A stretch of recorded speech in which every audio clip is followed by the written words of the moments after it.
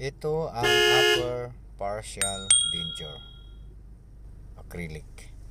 Idudugtong natin ito. Yan ang pagkabiyak niya. Ayan, idudugtong natin pa ganyan.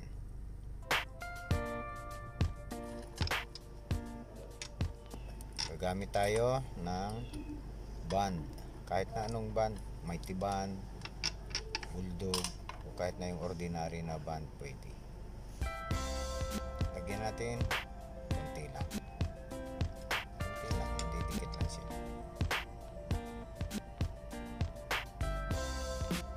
Ang pagdikit niyan, dapat kung paano siya nabali, no? Kung paano siya nabali, ganun din ang pagkasauli mo para hindi siya disalign. Pag na-disalign kasi, pangit na yung sulit. Ayan, matigas na.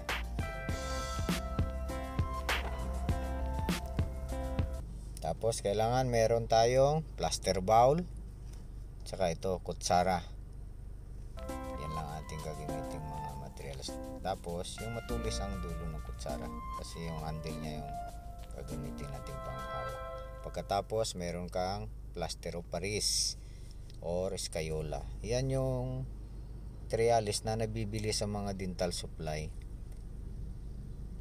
Sabihin mo lang plaster of Paris. May mga repack niyan. Yan, lalagay natin sa bowl. Tapos lagyan natin ng tubig.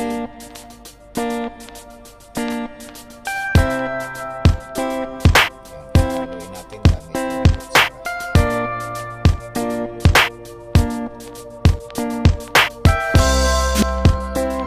Kontrolin nyo lang yung tubig.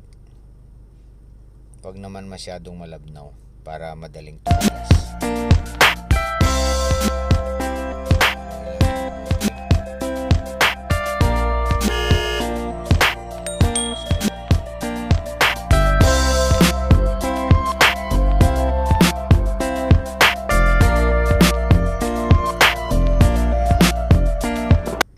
Bubuhusan natin ngayon yung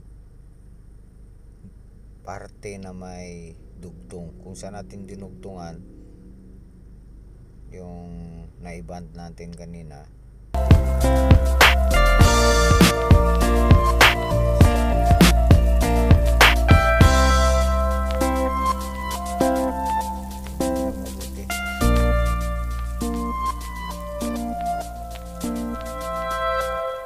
Kailangan kasi yan makapal para mamaya pagtanggal natin ng denture hindi siya mababasag.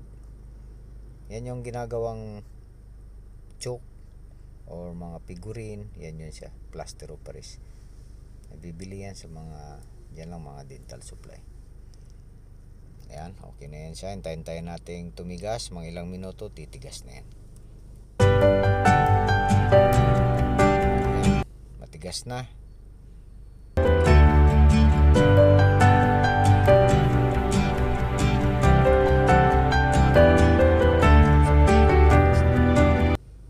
Tatanggalin natin yung pustiso. Ayan. Ayan, ngayon meron na tayong sukat. Yan na yung pinaka-guide natin.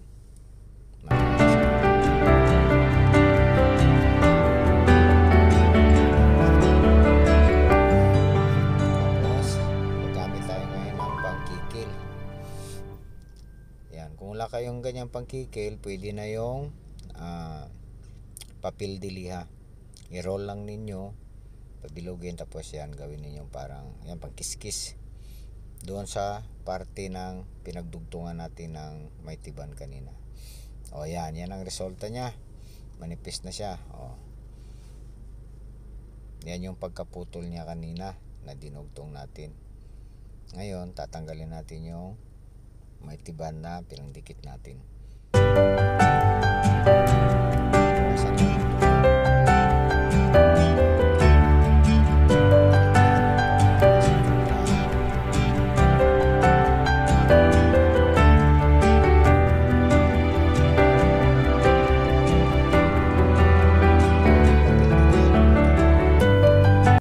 Para mabilis. Sa akin kasi may pangkikil eh.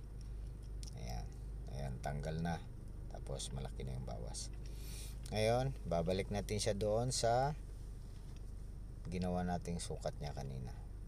Yung pinag-uusan natin. Ayan, yung mga guide yan eh.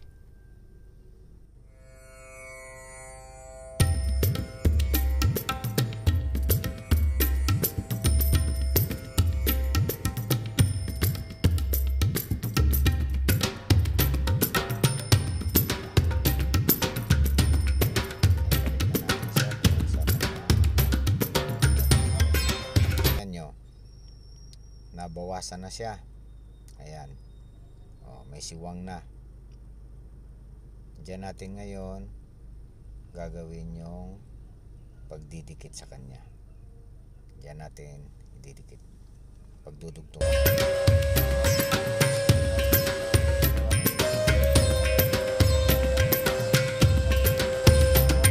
Kailangan natin ng isa pang kutsara para gawin nating haluan.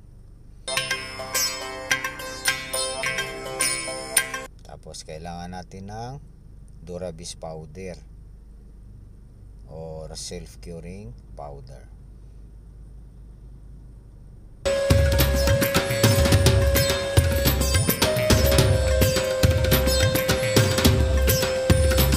Kailangan din natin ng Durabis liquid or self-curing liquid. Lahat yan nabibili sa dental supply. May mga repack niyan, nakabattle yung liquid, tsaka nakasilupin naman yung Durabis powder. Pati yung plaster of Paris nakasilupin din yun.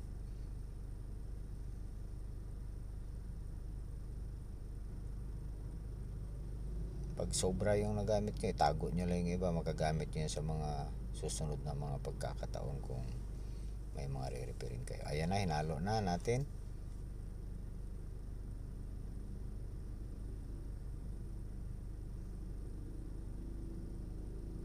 Diyan natin i-apply doon sa nilihan natin kanina.